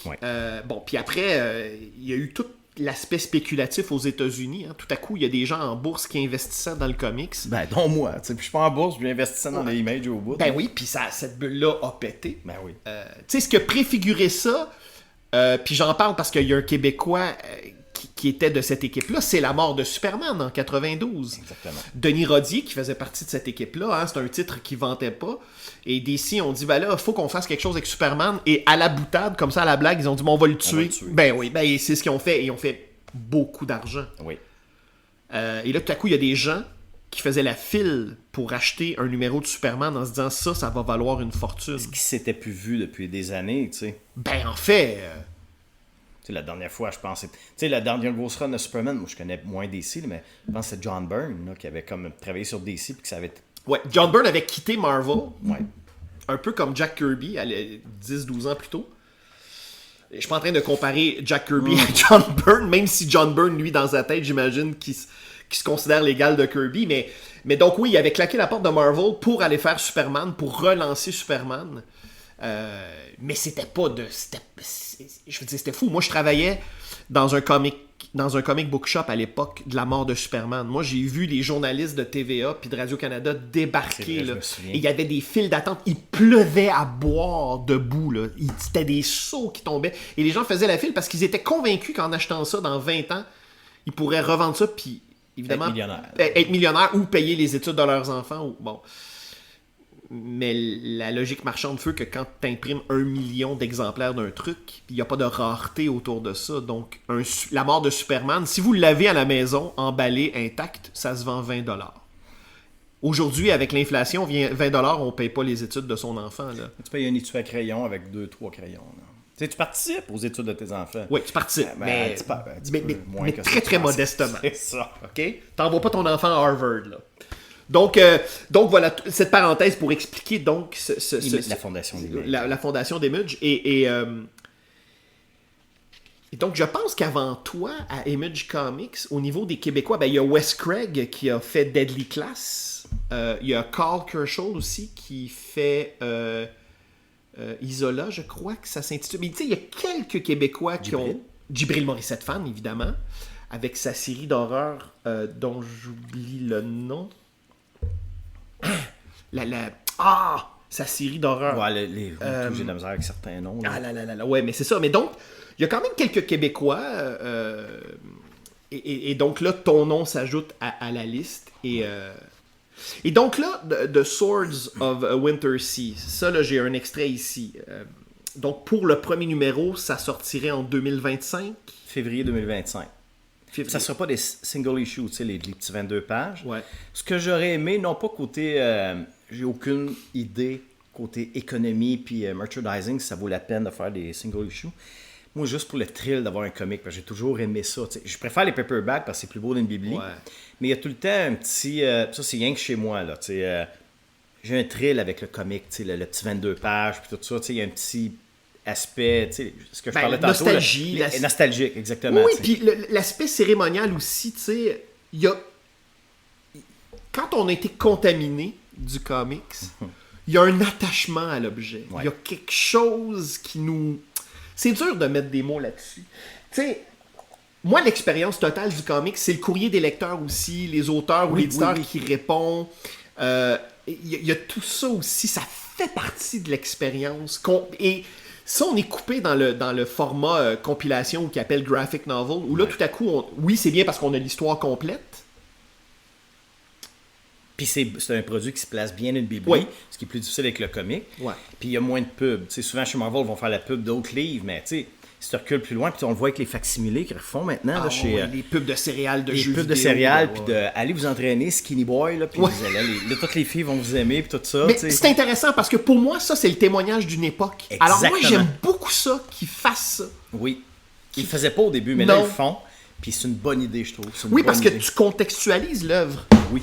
Et ça, c'est intéressant. Ça aurait été le fun qu'ils gardent le même prix qu'il y avait sur le cover dans ce temps-là. Ça, ils l'ont changé un petit peu. Ils ont racheté des chiffres. C'est correct, mais c'est ce que j'adore. Tu avais le bon mot, nostalgie. Ouais. Quand tu arrives sur le comics, le vieux comics que tu as lu en 80, qui est le facsimilé, nostalgie, mais quand tu arrives sur la page de pub Bazooka Joe, là, là et tout, il y a une je fais rien que le dire, j'ai un petit frisson. Oui, parce que tu as la nostalgie, puis là, tu te rappelles ce que tu avais mangé probablement cette journée-là, puis le feeling que tu avais à 12 ans, 11 ans, 10 ans. Ça n'a pas de prix, ça. Mais c'est fou aussi parce que là, maintenant, tu fais du comics américain. Le lectorat auquel tu t'adresses n'a pas l'âge que tu avais, toi, quand tu lisais du comics. Non. C'est-à-dire qu'il y a vraiment eu un glissement. C'est comme si, au niveau du comics américain, le public a vieilli avec, mais je pense que le comic a échoué, dans une certaine mesure, à renouveler sa base de lectorat. Le manga est beaucoup allé chercher c'est ça, c'est là que j'allais. Ce public-là. C'est là que j'allais. Tu sais, mon garçon, quand il avait, mettons, parce qu'il est extrêmement brillant, il lisait à 2 ans. Non, c'est pas vrai, tu sais. Mais mettons, je te dirais de 3 à 11, mettons, légendaire. C'était du franco-belge, il aimait Kid Paddle, Game Over, les Sisters, des trucs comme ça. Mais les légendaires, t'as comme un pied un peu dans le manga, là. Mais ça n'est pas du manga. Non, c'est pas du manga. Non. Et puis là, je te dirais peut-être, assurément, mettons, de 13,5 à aujourd'hui, lui, il est manga à côté. Manga et animé, tu sais. Ouais. Lui, il triple là-dessus, là. Puis la plupart de ses amis ne lisent pas de franco-belge ou de comic book. Il lit pas de comic book non plus, mon gars, là. C'est du manga. pas ma fille, mais les gars surtout, je pense. Ouais. Du manga à côté. Puis c'est... Tu sais, quand tu as quelque chose comme le manga qui vient prendre une part du marché, puis c'est correct, là. Tu sais, en France, moi, on m'a tout le temps dit, à chaque année, il y a un pourcentage qui se perd, qui va vraiment au manga, Ah oui, un pourcentage du marché. Le marché s'érode au prix du manga. Puis, c'est ça. tu sais, si, tu sais, c'est un peu comme n'importe quelle, je veux même pas dire nouveauté, parce que le manga, c'est pas nouveau, là, tu sais. Ben non. Mais comme n'importe quelle révolution qui arrive, que ce soit dans le temps quand l'automobile est arrivé par rapport aux chevaux, la scie mécanique par rapport aussi À les boxa, l'Iguine, tu sais, ouais, à l'Iguine. Ben, pas l'Iguine, mais au boxa, mettons.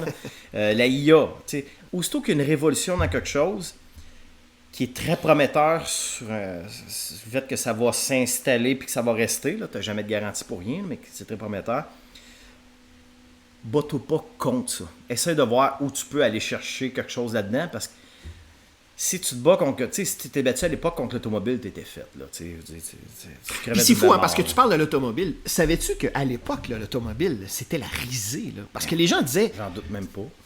Moi, je ne mettrais pas de l'argent sur un... Je vais mettre de l'argent sur mes chevaux. Oui. Puis tu avais un lien avec un cheval. Ouais. Les gens disaient, ce lien-là, tu l'auras jamais avec Ben une non. auto. Tu sais. Et Dieu sait Dieu sait que... Écoute, là, il y a des gens qui investissent beaucoup d'argent dans leur véhicule. et là. qui aiment leur véhicule, Oui, et qui oui, leur oui. parlent. Tu sais, j'en connais, là, Oui. tu sais, qui ont des vieilles Mustang. Je parle pas de Jean-Marquis, là, mais tu sais, qui ont des vieilles Mustang 80, 70, tout ça, puis qu'ils est flat quasiment, puis qu'ils ont... Tu sais, ils te le disent, moi, j'ai confiance en mon véhicule. Tu sais, il y a un attachement que, quand ça a sorti, les gens disent, mais non, jamais ça va être possible. Mais c'est vrai qu'à chaque nouvelle révolution ou avancée technologique, il y a un sentiment de peur parce que Toujours. tout à coup, puis tu sais, je pense que c'est profondément humain d'avoir peur du changement. Sauf qu'en même temps, combattre ça, c'est sûr que, tu sais, le manga gagne du terrain. Ici, maintenant, au Québec, là, en 2000, en tout cas, selon le bilan Gaspard, là, qui est un bilan annuel qui fait la recension des ventes de livres au Québec, là, par catégorie, il y a une bande dessinée sur 3 qui est vendue au Québec, qui est un manga. Toi. Moi, je pense qu'on va passer à 2 d'ici 2030. J'étais sûr qu'on était déjà à 2, là, Non. mais tu me dis... On est encore à 1 sur 3. Non, parce que... d'une part, parce que les bandes dessinées sont beaucoup vendues dans les institutions, donc les bibliothèques municipales, les bibliothèques scolaires, et il y a une ouverture au manga, puis là, moi, je le sais parce que je donne beaucoup de conférences dans les écoles, notamment sur la bande dessinée, le manga, et il y a une méconnaissance du médium parce que les gens en place ont 30 ans, 40 ans, 50 ans, et donc, c'est pas un médium qu'ils connaissent beaucoup. Puis ils connaissent pas le manga, ou presque pas. Très peu. Ah, ok. Très peu. Et souvent, un adulte qui travaille dans le milieu du livre, quand on lui parle de manga, là, c'est comme un chevreuil sur l'autoroute. Là. Il y a l'espèce de regard désespéré de « Aide-moi, s'il te plaît Je vais regarder cette comparaison-là, est bonne. » Et donc, mais le manga, tu sais, ça fait longtemps que ça existe, le manga. Oui, là. oui. Et donc, Goldorak, c'était du manga. Oui, oui. C'était du manga. En tout cas, c'était de l'animé, mais le manga non, existe non, depuis non. À la base, c'est vrai, c'était un manga qui a été adapté T'as en raison, animé. c'est vrai. Même chose pour Albator. Ouais. tu sais. Captain C'était un manga. Harlock, Là, on oui. parle des années 70. Et même avant, Astro Boy, c'était avant ça. Ben, même. Tezuka, Astro Boy, c'est 1951. Non, c'est là depuis extrêmement longtemps, le manga. Là. Ouais. Mais il y a, comme tu dis, il y a eu une révolution incroyable. Mais c'est codifié beaucoup, je pense. Fait que c'est plus facile. On jasait en fin de semaine avec les auteurs, Festival BD de Prévost. Là. Le manga, c'est codifié. C'est beaucoup plus rapide de faire les pages. Tu sais, j'ai lu des trucs où des fois, tu as des dessinateurs manga qui faisaient 12-13 pages semaine, tu sais, qui étaient incroyables. Et j'en ai lu qui en faisaient plus. Là. Mais en même temps, les Japonais, c'est des incroyables travailleurs. Oui, là. oui. Mais c'est codifié. Puis en même temps, tu sais, même si ça paraît simpliste, moi, je crois, puis ça implique rien que moi, là, pour l'œil du lecteur, le cerveau, quand il analyse une page, quand il lit une page, je parle pas des mots, je parle de l'image, là. Même s'il y a moins de cases, ça se comprend plus vite. Parce que c'est codifié. Oui, c'est-à-dire que dans le manga d'action, là, parce qu'il y a différents sous-genres dans le manga, là, évidemment, mais dans le manga adressé, dans le shonen ou le seinen, là, qui s'adresse à des préados ou des adolescents, là. On parle de Demon Slayer, on parle de One Piece, Dragon Ball, tout ça. Là, on est dans une mécanique où le découpage est vraiment haletant. Là. Et aussi parce que ce qui est fou dans le manga, c'est la déconstruction de la séquence. C'est-à-dire que le combat, on va flipper les pages et c'est comme si on le voyait au ralenti. Souvent, on va voir le mouvement. L'effet Matrix. Là. Oui, c'est ça, exactement. Alors que dans le comic américain, par exemple, En une page, t'as Thor qui garroche une ville au bout de ses bras, tu sais. Alors que dans le manga, on va faire, OK, la ville, on va déconstruire le mouvement. On va le séquencer. Parce que c'est beaucoup plus... Tu sais, le comics, pour moi, c'est du feuilleton. Le manga, c'est du feuilleton puissance 10 dans ce type de manga-là. Ouais, parce que tout à coup, un combat peut durer 2 albums. Oui, ben, tu sais, quand tu regardais les épisodes de Dragon Ball, là, Ouais. je veux dire, il aurait pu condenser ça en 3 épisodes en un, tu sais, mais effectivement. Ouais, 2-3 claques, c'est réglé, on passe à la prochaine scène. Puis même une claque prenait longtemps, tu sais. Tu sais, le temps de dire ta phrase, là, puis toute ta grande philosophie. Mais ça fonctionne. Oui. Ben oui, ça fonctionne. D'ailleurs, tu sais, il y a de plus en plus d'auteurs occidentaux qui font du manga maintenant. Oui, ben, le meilleur exemple que j'ai, je l'avais rencontré, il y a Tony Valente qui fait du manga, qui est très populaire, puis que ça fonctionne très bien. C'est ultra. Ben, en fait, c'est le premier occidentaux qui a fait du manga, qui a réussi à percer le marché là-bas. Pour sa série Radiant, qui est une excellente série de manga, qui d'ailleurs a été déclinée en animation. Gros succès au Japon. OK, c'est ça, il y a eu la série, là. Ouais. Okay. Donc lui, et c'est fou parce que ce gars-là, c'est la preuve que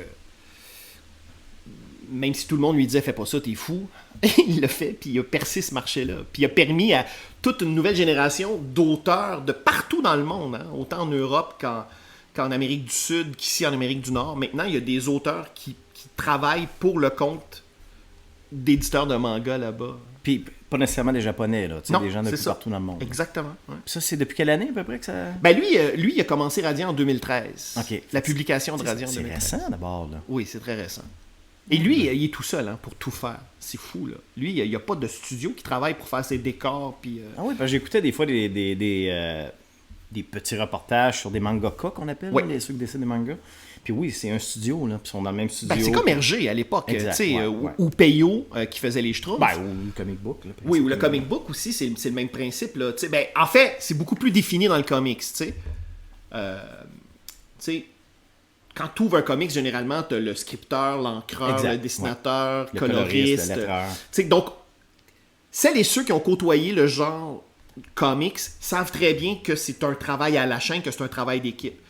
Chez les Européens, surtout la vieille garde, Hergé voulait pas qu'on mette les noms des collaborateurs sur ses albums. On les voyait pas. On les voyait pas, tu sais. Donc, on pensait qu'Hergé... Tu sais, moi, enfant, je pensais qu'Hergé faisait tout. Oui, tout. Eh ben non. Même que ses collaborateurs avaient réussi à réaliser une planche de Tintin en l'absence d'Hergé, qui était tout le temps parti en voyage là, à la fin de sa carrière. Puis un jour, il est rentré au bureau et c'est Leloup qui a mis sur son bureau une planche de Tintin et Hergé était vraiment en colère parce qu'il a dit « Tintin sans moi, ça ne se fait pas ». Mais pourtant... Le gars a perdu sa job le jour. Non, pas du tout. On l'a jamais revu. Non. Sa famille le cherche toujours. Ouais, c'est ça. Mais c'est ça, donc, là, tu fais du comics, mais je veux dire, peut-être que dans 10 ans, tu pourrais très bien recevoir une offre d'un studio pour dire, parce que quand on regarde ton dessin, on pourrait aussi dire, ah tiens, il y a quand même un aspect mangaesque à ton dessin. Ah, tu trouves? Ouais, moi, oui. Okay. Moi, je trouve que oui. Okay. Et je pense que c'est beaucoup grâce à ton découpage. Chez vous, il y a au niveau de l'action, au niveau du temps, au niveau du rythme, pour moi, lire une bande dessinée, c'est comme de toi, c'est comme prendre un double expresso. Tu sais, c'est tonique. Là, ça. On entre dans la lecture, puis ça roule. Et donc ça, moi, je pourrais très bien voir un éditeur qui dit « Ah tiens », qui regarde en plus au niveau graphique, au-delà du découpage aussi, tu as un trait quand même assez anguleux. Mais d'ailleurs, tu sais, Mike Mignola, c'est fou parce que Puis je l'ai interviewé, mais je n'y ai pas posé la question, malheureusement. Mais si j'avais l'interview aujourd'hui, je lui poserais la question est-ce qu'il avait lu du manga par le passé? Parce que c'est sûr qu'aux États-Unis, a résisté longtemps à la vague manga, mais là... oui, le plus possible. Là. Oui, mais là, la vague est là pour s'installer. Elle est maintenant installée, mais quand on regarde du Hellboy, ou même les trucs qu'il a fait avant, là, moi, je me souviens d'un numéro, c'est terrible, à l'époque, je lisais... je m'en confesse, là, X-Force de... de Rob Liefeld. Ouais, puis... Et Mike Mignola avait fait le numéro 8. Ouais, puis on voit Cable qui retourne dans le temps, Ouais. là, puis le moto, puis il y avait comme une équipe, tu sais, oui. Puis tu sais, le courrier des lecteurs, les gens capotaient leur vie. Ils disaient, c'est qui ce gars-là, Mike Mignola? Il sait pas dessiner. Alors que tu te dis, attends, tu prends une planche de Mignola, puis tu prends une planche de Liefeld. Tu te dis, ça peut même pas se comparer, là. On rentrera pas dans ce débat-là, là, Ouais. mais, tu sais, effectivement, tu sais, moi, mes livres de chevet, c'est Fafhrd de Grim Hauser puis Iron Wolf. Ah Les oui, années hein? 90, Ah à ouais, peu près ouais, en même ouais. temps, à peu près dans les mêmes temps, mettons plus ou moins 4 ans. Là. Mais il est pas Puis encore même- dans l'épuration d'Hellboy, là. Non, mais moi, je préférais. C'est des meilleurs livres tutoriels, ça, que Hellboy, parce que Hellboy, là, tu peux plus... tu veux dire, tu peux pas copier ça, là, tu sais, sinon c'est évident, là, que tu... tu sais, puis il y a un style vraiment, c'est du Mignola. Ouais. Quand tu regardes les trucs, c'était du Mignola, mais... Tu sais, il y a des trucs à prendre de ça pour essayer de l'appliquer dans ton dessin, tout ça. Parce que où je voulais venir, c'est que ça a sorti pas mal en même temps de la création du mec. C'est passé sous silence un peu à Ron Wolf, Fafhrd et Grim Hauser. Aujourd'hui, c'est impossible de retrouver ça. Ben, il y a eu une réédition de Fafhrd il n'y a pas longtemps. Là. Ouais, mais c'est ça. Oui, c'est ça. Ils rééditent le fond. Mais là. avec toutes les autres Fafhrd qu'il y avait eu chez DC aussi. Ouais. Là. Puis, mais tu regardes ça aujourd'hui, puis c'est superbe. C'est super bon. C'est pas où ce qui est rendu aujourd'hui. Là. C'est pas le Mignola d'aujourd'hui. Là. Mais c'était superbe. Mais à l'époque, c'était presque considéré comme un sous-artiste, là. Comparé justement à ce que tu dis, Oui, du Liefeld, c'est du fou. Todd McFarlane, puis du... Mais il y avait un aspect d'étrangeté, il y avait un aura d'étrangeté Ouais. chez Mignola qui, moi, me faisait penser à l'aura d'étrangeté que le manga pouvait avoir Peut-être. aussi à une certaine époque. Peut-être, ouais. Pour un œil occidental qui n'est pas habitué. Donc, je me demande si Mignola n'a pas fait des lectures en ce sens ou s'il n'a pas été inspiré indirectement parce qu'il y a quelque chose, moi, je trouve, chez lui qui s'apparente à ça, comme dans ton travail. OK. Ouais. Mais moi, le trianguleux vient plus... Il y a un dessinateur que j'adorais, puis que j'adore encore, mais il est décédé aujourd'hui, il est décédé en 2008, qui n'est pas tellement connu ici pour les États-Unis, c'est Carlos Meglia, qui a fait Cyber Six. Puis qui a Ouais. travaillé chez... tu sais, je dis ce nom-là, puis les gens vont être obligés de chercher, là, parce qu'ils ne connaissent pas. Moi, c'est un auteur qui m'a vraiment... tu sais, il était avec les mêmes livres que, justement, Mignola, Art Adams, Ouais. puis Greg Capullo, là. Il est dans ma batch d'artistes préférés. Puis, il y avait un trait très anguleux. C'était un argentin. Puis, c'était vraiment anguleux, cartoon. Puis, mais je te montrerai après, là, c'est... De cet artiste-là. La première bête du lac, là, Ouais. la première, là, c'est du Mignola. C'est du Meglia. Ah oui, hein? Ah ouais, c'est du Carlos Meglia à côté, là. Mais les Sud-Américains, hein, c'est fou parce qu'on se rend pas compte à quel point ils sont très importants dans la culture. Ouais, Il y a- puis le noir et blanc qu'il y avait, c'était écœurant, Ah oui, Meglia. Je te montrerai, là, c'est débile. Mais c'est ça, c'était... Ici, il n'était pas tellement connu. Il a fait des trucs chez Soleil. Quand j'ai commencé chez Soleil, j'étais content. Tu sais, Ah je disais, ouais. alright, je vais pouvoir peut-être le rencontrer. Puis là, il est décédé, malheureusement. Là. Puis il est décédé jeune. Là. Puis oui, il a fait du comic book un peu. Tu sais. Mais ça a comme passé sous silence au-dessus. Je pense que tu le connais plus ou moins, ou tu le connais pas. Là. Je le connais pas beaucoup. Je C'est mentirais si je te disais que j'ai une grande connaissance de son œuvre. là. Puis ça serait curieux de voir si lui aussi, tu sais, dans ses lectures, il n'y avait pas du manga peut-être un peu. Tu sais, parce que moi, même c'est Loisel qui m'avait dit ça une année, il dit, quand tu vois quelque chose qui t'intéresse, fais pas la gaffe de dire « Ah, mais ça c'est du ci ou ça c'est de ça ». Quelque chose, allume ton œil, pose-toi même pas la question au début, prends-les en note, puis essaye d'investiguer pourquoi. Essaye de voir pourquoi t'as aimé cette chose-là, que ce soit un panneau publicitaire, une page de manga, un film. Alexa, stop. Tu vas apprendre de ça. Mais bade-toi pas à dire « Ah non, ça c'est peut-être un truc. C'est du manga, non, je ne regarderai pas ça. » Ou pour certains Européens « Ah, c'est du comic book, ah non, je ne regarderai pas ça. » Mais pas c'est un bon important exemple. parce que Loisel, ce qu'il dit aux jeunes artistes que tu étais, c'est demeure ouvert. Exact. Un artiste, c'est une éponge. Donc absorbe, Exact. digère, puis vois qu'est-ce que tu retiens de ça. Exact.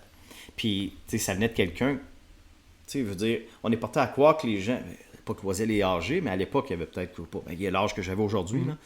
Tu sais, t'es porté à croire que les gens vont être plus conservateurs, puis tout ça, puis ah non, non, il était open, vraiment open, puis il me disait, tu sais, il montrait des références qu'il y avait, là, c'était des trucs, là, que, tu sais, il agit comme un, je veux pas dire comme un gamin, mais il est plus ouvert, souvent quand quelqu'un de plus jeune va l'être. Fait que ça, je pense, ça m'est resté un peu, justement, de rester ouvert, de pas regarder un truc de haut ou de bas. De toute façon, je peux pas le faire, là, mais il y en a, tu sais, ce genre de truc Ouais, d'égo-là. le danger de se réfugier dans des certitudes. Exactement. Ouais. Fait que, tu sais, ça, il m'a appris ça. Fait que tout ce qui capte mon œil, que ce soit un dessin animé, un film, un panneau, un arbre, ou un manga, ça capte ton œil, wow, analyse-les. Peut-être que finalement, tu sais, non, tu sais, ok, bon, mais ça vaut la peine de. Alors là, donc en février 2025, c'est demain ça, on est à la porte là, donc on pourra se procurer le premier volet de Swords of Wintersea chez Image, ta collaboration avec Hawkins au scénario. Ouais. Pour la suite des choses, j'ai envie de te poser simplement la question, outre la santé, qu'est-ce qu'on te souhaite? Que ça continue. Si les ventes sont un peu là, j'imagine qu'à partir de ce moment-là, tu es plus en vue là, pour continuer à faire ton métier. J'imagine là-bas, c'était comme. Puis moi, je suis à l'aise là-dedans. Si tu ne vends pas, ils vont dire maintenant, on ne vend pas. On va oublier ça. Fait que, bon. Mais je souhaite que ça se vende. Je souhaite ou que ça capte l'œil du public, à tout le moins, pour que ça se continue. Là. La bonne nouvelle, c'est qu'il y a déjà une communauté très attachée à Dungeons & Dragons. Oui. Déjà en partant, c'est quand même ingénieux cette idée-là parce que tu pars pas à zéro. Tu sais déjà que tu as une tranche de lectorat qui va avoir l'œil ouvert à ce type de projet-là. Écoute, moi, ce que j'en vois,